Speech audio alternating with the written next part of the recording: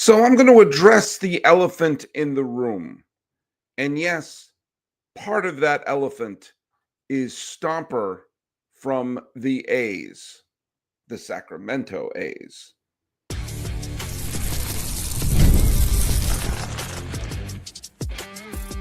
You are Locked On MLB, your daily MLB podcast, part of the Locked On Podcast Network, your team every day. Hello, baseball fans, and welcome to Locked On MLB, part of the Locked On Podcast Network, where it's your team every day. This is the daily podcast. We talk about all of Major League Baseball. I am your host, Paul Francis Sullivan. Please call me Sully. You can follow us at Locked On MLB Pods on Twitter or whatever they're calling it now, and on the Instagrams. I am your pal Sully. I am at Sully Baseball Podcast on Instagram. Once every 15 years, I go on Blue Sky, whatever that is, in and under Sully Baseball. If you want to get a hold of me, just post comments right here on the YouTubes, and you can follow us here and subscribe. By the way, today's episode, which is being recorded on the 26th day of January 2025, is brought to you by our good friends over at GameTime. Download the GameTime app, create an account, and use code LOCKEDONMLB for $20 off your first purchase. It's still January? My God, this has been the 40th day of January. Well, it's been an interesting year so far, and here I just parenthetically, here in Los Angeles County, it finally rained. Could have used that rain a few weeks ago, but it finally rained. And look out for mudslides, my fellow people from Los Angeles. Okay, speaking of Los Angeles, how about that for a transition? Speaking of Los Angeles, I can't tell you how many people have posted comments, sent me message or whatnot, asking me if I thought the Dodgers were ruining baseball. That's actually been a debate I've seen intelligent people make. Are the Dodgers ruining baseball? No, but I understand to a degree why people are saying that. And I have a distinct point of view. I've been very consistent about this. I've been very consistent for years and years. But the thought process is this. The Dodgers are the champions. The Dodgers have piles and piles of money. And they sign all the big stars. All the big stars is going to sign with the Los Angeles Dodgers, which is not fair to the small market teams. And they're just going to buy up all the players. And baseball needs a salary cap to make sure that teams can still compete and keep the Dodgers from just signing all the players and making baseball just the same team winning every year. And it's not fair. It's not fair. It's not fair. And I've seen people debate about that. People say, a lot of this came from the anger over the Sasaki signing, a pitcher which I think almost maybe 1% of American baseball fans have seen this person play. But I digress. This is coming off of them bringing in Betts and bringing in Freeman. They're bringing in Yamamoto and bringing in Ohtani. Now they're bringing in Sasaki, and they're keeping their big players. And they brought in Blake Snell. They're just ruining baseball because they're spending all this money. And that seems to be a talking point that I'm seeing over and over and over again. And there's part of me thinks that while I don't agree with it, when I saw the Dodgers signing Sasaki and Snell, I kind of sighed a little bit. Like, oh boy, they're going to show up. This argument's going to show up. It's kind of like when you see your heavy friend go back to the all-you-can-eat buffet and say, whoa, it says all you can eat. I said, yeah, dude, but I just, okay, fine. Get some more dumplings. All right. The Dodgers spending lots of money isn't that what the ownership's supposed to do? Isn't it what they're supposed to do is to put together the best lineup that they can and spend the money? I remember, I'm old enough to remember when the Dodgers ownership was bankrupting the team despite having lots of money coming in, despite still living in Los Angeles, which in the late 2000s, early 2010s was actually still a big city. And they were not signing big free agents, and owners were bankrupting the team. And the new ownership came in and said, we're going to change things. That's exactly what they did. Otherwise, the Dodgers would have fallen apart. Would that have been better for baseball? Don't you want your owners coming in and trying to make the team better? And like when the Dodgers signed Juan Soto, oh, wait, no, they didn't. They didn't. That was another team, the Mets. Oh, but the Mets and the Dodgers are ruining it because of the money they're spending. And we've seen how that's helped the Mets win so many titles. And ownership is supposed to do that. That's what they're supposed to put a good product on the field. And if no one else is going back to the buffet, then they might as well use their opportunity to do that. You also need to have, stars are going to go to where they think they have the best chance of winning. If you're a free agent, the idea of free agency is to be able to sign where you'd like to sign. If you looked around and you say, oh, wait a minute, here's a team that's going to pay me well. I get to live in Los Angeles, which has not been so fun this year. But, and also it's an organization where I don't have to be the big superstar. There are other stars who are already there. And, they also have a tremendous farm system, which means that they're either going to have new, great young players being inserted in the team, or if there's a hole in the roster, they have the assets to make a trade. And that's what an ownership's supposed to do, right? Isn't that what we cheer when we think about a new owner coming in? Aren't you fascinated by trying to think about what stars they could get? Isn't that what you want your owners to do? But the problem to me is not the Dodgers signing all these players. The problem to me is when you have a deep-pocketed owner and they don't make the effort to put a good product on the field. I would argue the A's are much worse for baseball than the Dodgers ever were. The A's, the small market poor A's, who they made a Brad Pitt movie about, which was, about as much rooted in reality as this is Spinal Tap.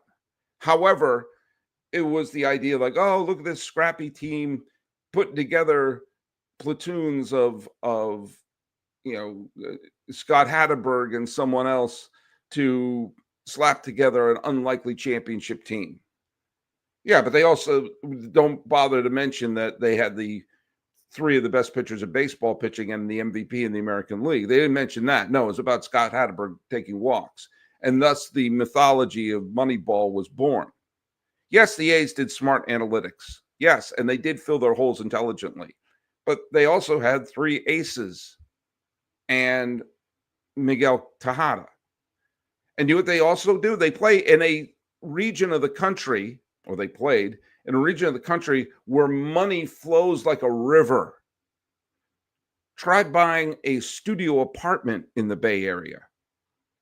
But you could afford that? John Fisher, a Nepo baby with $3 billion who inherited a lot of blue jean money from the Gap and ran the team into the ground intentionally. There was so much money that he could make there. So much money. And he already had the money. He had the money to build a stadium and to put a good product on the field. Instead, intentionally lowered the payroll, intentionally had the attendance drop so he could get out and pocket the revenue sharing.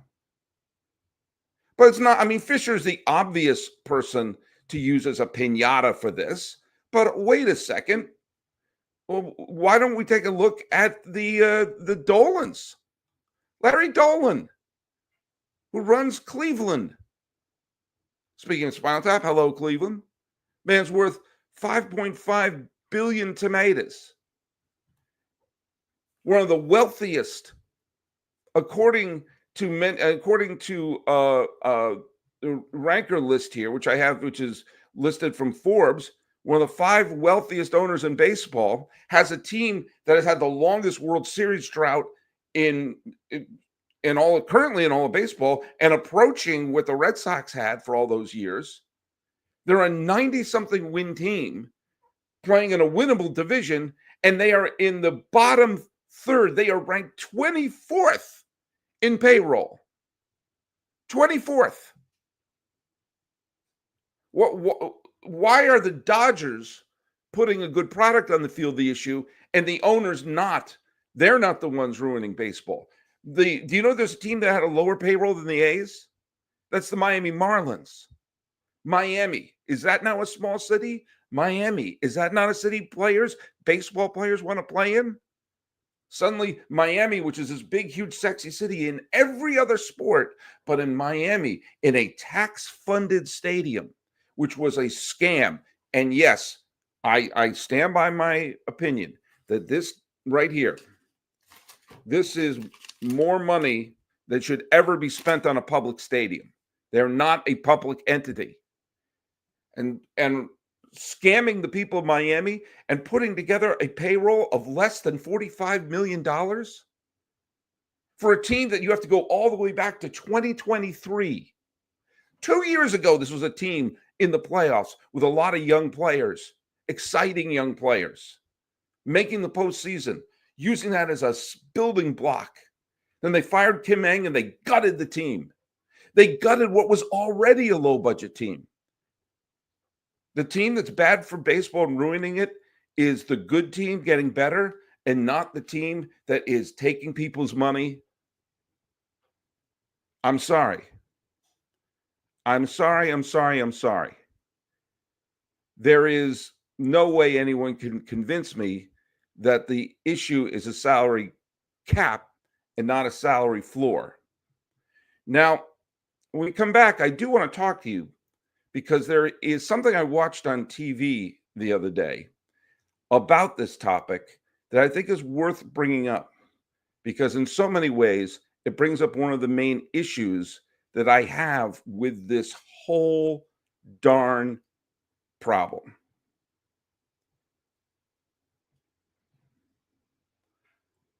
Hey, let's hear from our good friends over at GameTime. Attending playoff games, that I'm telling you, I've been to playoff games and they're amazing. I was at the NLCS this year between the Dodgers and the Mets. The energy there was unbelievable. It was great. And do you know what I said? If this is ruining baseball, then I'm loving every minute of it. And let me tell you how I got my tickets. I got them through GameTime. GameTime has a new feature called GameTime Picks that makes getting tickets for events even easier. It filters out the fluff to show you only incredible deals on great seats, so you don't have to waste time searching through thousands of tickets. When I use GameTime to go to the NLCS, then you know what? I found great deals, and I got to see the seat. They have a feature in the app that said, here's your seat. Need a little panoramic. I said, looks good to me. And you get all in pricing. So when I hit, yes, I'm going to buy it, there were no surprise fees at checkout and made the experience smooth and reliable. Kind of like this podcast. On the on-time ticket delivery, you had the lowest price guaranteed, and it gave me peace of mind because my ticket was right there. Take the guesswork out of buying tickets with GameTime. Download the GameTime app, create an account, and use the code LOCKEDONMLB for $20 off your first purchase. Terms apply. Again, create an account and redeem the code LOCKEDONMLB for $20 off. Download GameTime today. Last-minute tickets, lowest prices, they're guaranteed. That is GameTime.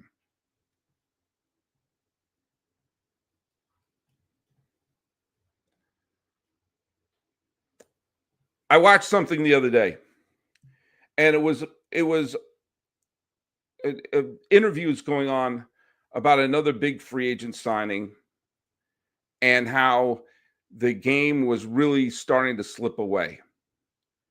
And of course, it involved the Yankees and the Dodgers and signing free agents, and how the free agency is making it so it's just going to be the same teams winning. Small market teams cannot win. And that the players becoming millionaires were putting a distance between the players and the fans. The fans could no longer relate. And a small market team just had no chance. And again, it was always the big market teams using their deep pockets. And once again, for the third straight year, big powerhouse signed a big free agent coming off a World Series title and getting richer. And it wasn't fair. And do you know what? It's going to kill baseball. Baseball won't survive. And of course, I'm talking about the signing of Tommy John. I'm talking about something I was watching from 1979. The Yankees were the first team to experiment in the world of free agency. When Catfish Hunter became a free agent because of a contract technicality, it opened the door of the possibility of free agency. And then he signed with the Yankees after the 74 World Series, thus destroying baseball. And then when free agency came about in reality, where not just from technicalities, the Yankees cannonballed into it, bringing in free agents like Don Gullett, Reggie Jackson, Rich Gossage, resulting in 3 straight pennants, a couple of World Series titles. Then they brought in Tommy John.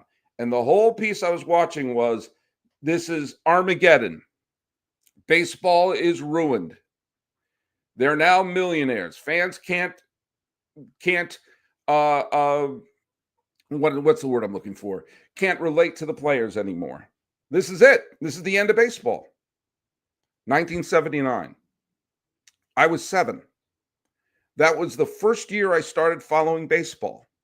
So, from the first year I started following baseball, I've been hearing the same thing. Oh my God, players are now making $2 million a year. The small market teams are never going to keep up with that. That was part of the narrative that went into the 81 strike and the one-day strike of 1985. The small market teams can't survive. It's going to be the same teams winning every year. I remember when the strike was looming in the early 1990s, and all I kept hearing over and over again was the small market teams can't compete. How can they compete?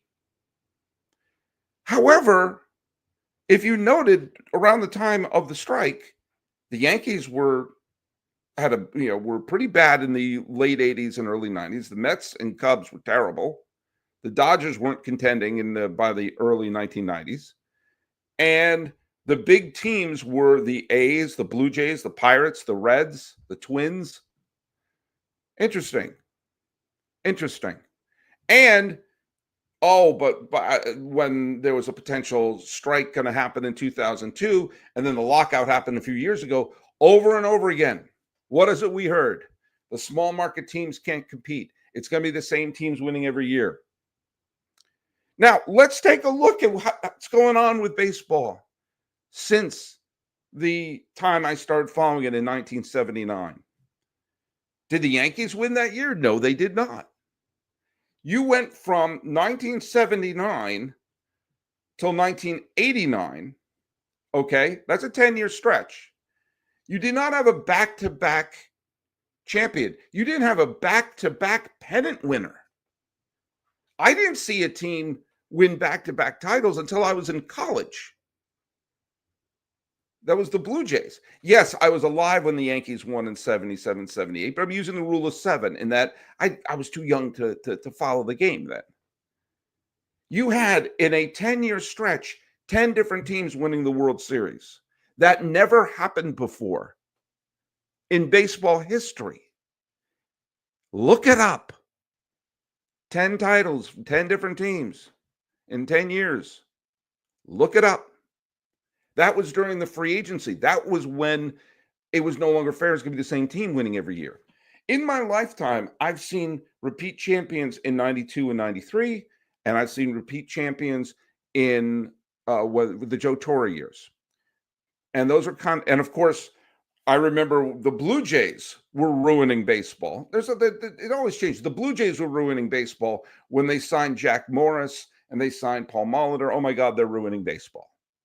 It's funny how the teams that are ruining baseball keep changing over the years. Oh, the Yankees and Red Sox ruined baseball in the early 2000s. Really? Is that what's happening? Is it the same teams winning every year? I wanted to record this on Sunday because I'm pointing this out here. We have a real chance, a logistically real chance, that the Kansas City Chiefs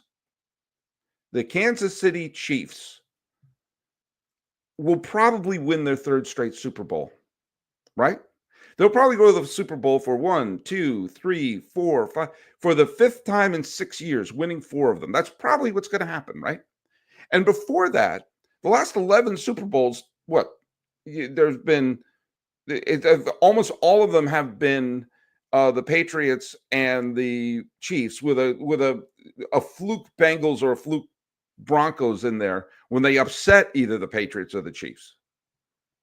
But there's a real chance we're going to have a three-peat and 4 out of 5. And by the way, one of the years, and the Chiefs making 5 out of 6 Super Bowls. Why do I not hear this same thing about football? Why is it always baseball who has to get this? The NBA, with very few exceptions, it's the same teams winning year in and year out, all the time.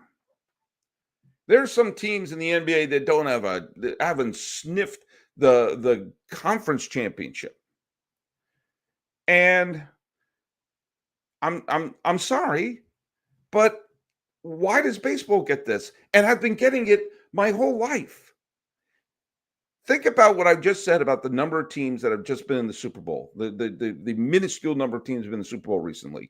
Let's take the last 20 years. Let's go back to 2005. There have been 19 out of the 30 teams in baseball have won the pennant in the last 20 years. Small market teams, big market teams. Teams that don't seem to have a chance at the beginning of the year, teams that sign all the big players. And I've been seeing that my whole life. My whole life, I've seen teams be good for a little stretch and then fall off. Yes, you'll have the Bobby Cox Braves or this current iteration of the Dodgers who go on great big runs, but those end too. Those end too. The Yankee run ended, and now they're another team. They have won in the last, the last decade and a half, as many pennants as the Diamondbacks, and fewer pennants and fewer titles than the Royals. There's an ebb and flow that happens. Now, the people you point to are the organizations that don't spend the money. But part of the problem is when we keep hearing the same argument year in and year out. I can't remember a single year my entire life where the argument has not been, oh, the big market teams are ruining baseball and small market teams don't have a chance. I'm going on close to half a century of hearing that every year. Okay? And quite frankly, I think it's part of you're carrying the water for the owners. Because anytime there's a labor dispute, so many people take the side of the owners as if they're poor and they can't afford to spend money on their team. Oh, the small market teams are going to fall apart without acknowledging that that's factually untrue. Or the results are showing, well, no, there's actually a lot of parity. And a team like the Diamondbacks can knock off the Dodgers in 3 games like they did in 2023. That you haven't had a repeat champion since Bill Clinton was in office. We're probably going to have a three-peat now in the NFL. Think about how long ago 2000 was. Seriously. Think about how long 2000 was. You know? And the fact of the matter is we are now once again hearing the same arguments I've heard since I was in the first grade. But I think there's another thing, and it is a bigger overarching problem that maybe we just have as a people that we need to stop and think about and, well, maybe try to improve on that going forward.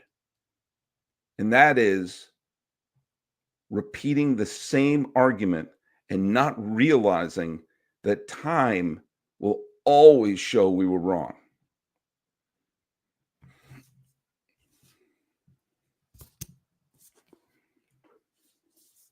Ricky Henderson died just before Christmas. And I saw a lot of people posting stuff about him, how he played the game the right way, and that players today don't have his class or something like that. People were praising him because they loved Ricky and they loved his style and they loved this or that. And I'm old enough to remember when Ricky was vilified as being a hot dog and a showboater. And the same day he broke Lou Brock's record, Nolan Ryan threw a no-hitter. And the consensus amongst at least the press at the time was Ricky Henderson celebrated with a classless, I'm the greatest of all time, and Nolan Ryan played the game with dignity. It's that whole time will improve stuff. It's that whole my day was better. In my days, and in my day, things were better. In my day, things were, players played harder. They had grit in their gut. They did it for the love of the game. I'll never forget that I watched a interview, or listened to an interview of Lou Gehrig talking about players of his time. And he had been diagnosed with his disease and was basically didn't want to give an interview where he talked about the disease. He just wanted to talk about baseball. And he was asked what was different about the players at that time. And he said, well, the players today are pampered. We had to work harder for it. We had to work hard for it. Now they're given everything. He's talking about the era of Ted Williams, pampered. Joe DiMaggio, pampered. Hank Greenberg, pampered. Ty Cobb and Casey Stengel both talk about how money is ruining baseball. And the musical Damn Yankees, no, so there's never been a musical called Damn Brewers. The musical Damn Yankees was all about how the Yankees just keep winning every year, and it's going to take a deal with the devil to beat them. The advent of the draft in the 60s was put in there because, well, the big market teams are just going to buy up everything. That same argument's been said over and over and over again. We like to think our players we watch were the best. Our movies we watched were the best. The music we listen to. These kids today, they don't do this and that. And it's just repeating the same argument over and over again. Now, okay, Jay, someone in Jay says, you're missing the point. Well, it wouldn't be the first time. It's not who spends or who doesn't spend. The small selection of free agents and a few more are enough for every team to pony up like the Dodgers. So you're talking about Tommy John? Are you talking about the Yankees and Gossage? Furthermore, he's still talking about the Yankees of the 70s, is hoarding the talent, but not enough players to go on for one team, signing 80% of them. Okay, so he's talking about when the Blue Jays signed Jack Morris. And it's a free-for-all. The absence of rules, Dodgers are signing everyone they can, like when they signed Juan Soto. Good. Jay, all right, Jay, you are proving my point. Thank you for listening. Next time, listen. And yeah, I've been hearing this my whole life. Jay's written a novel on the side, and I can just it's a Mad Lib. Just put in different team names, put in different player names. The Mets are ruining baseball because they're signing all these players. The Red Sox are ruining baseball because they're signing all these players. Yankees are signing baseball, ruining baseball because this, that, and the other thing. At one point, the A's were ruining baseball because they signed some big free agents. No, sorry, Jay. I'm not missing the point. The point is, this has always been said. Justin Lama says the point is, it ain't the Dodgers' fault players want to go there. Yeah, all the other teams can sign some of these players too. And I've been hearing the same argument my whole life. Jay, you've said nothing different. You are talking to a 7-year-old version of me. And yet, Jay, where am I wrong? Where has been the team that has gone on and won at the rate that the Chiefs are winning now? They're not. Can the Dodgers win next year? Yeah, they might. They might. You might, Rabbit. You might.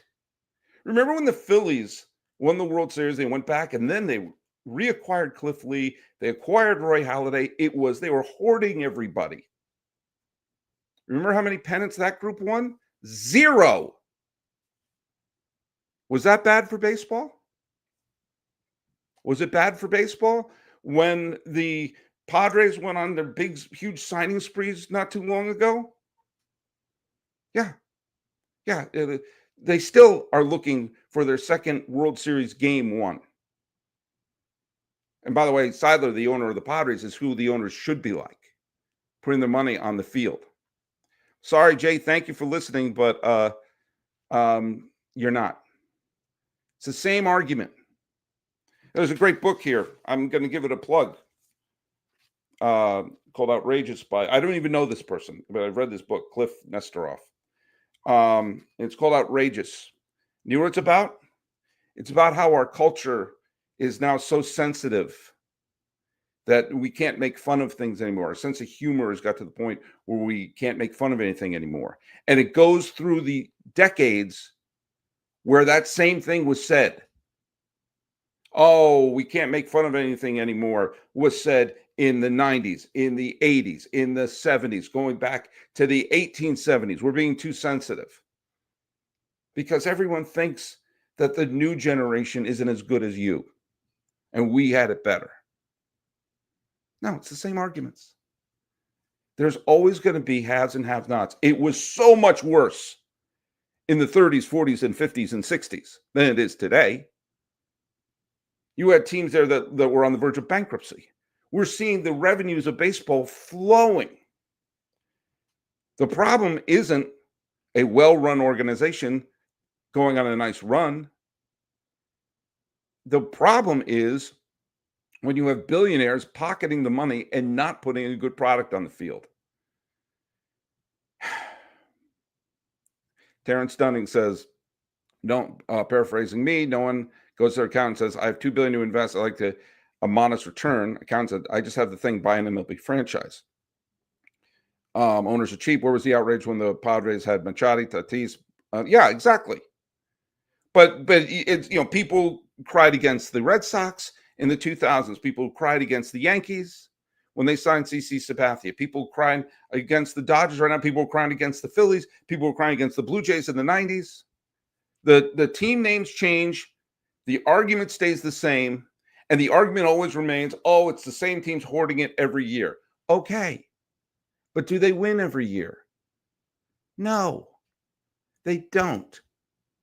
And a lot of times the big, huge contracts that are signed come back to haunt them. I've been hearing so many people say the exact same thing every year since I was in first grade. And just because you change the names in the Mad Lib does not suddenly make it right.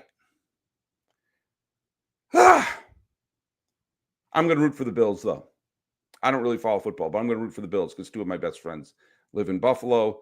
And there you go. All right, everyone. So follow us at Locked On MLB Pods on Twitter or whatever it's called now. And on the Instagram, you can follow me at Sully Baseball Podcast on Instagram, but leave messages here on the YouTubes.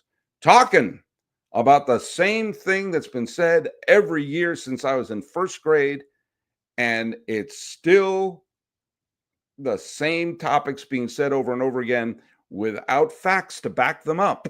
This has been Locked On MLB. I'm yours, Paul Francis Sullivan. Please call me Sully.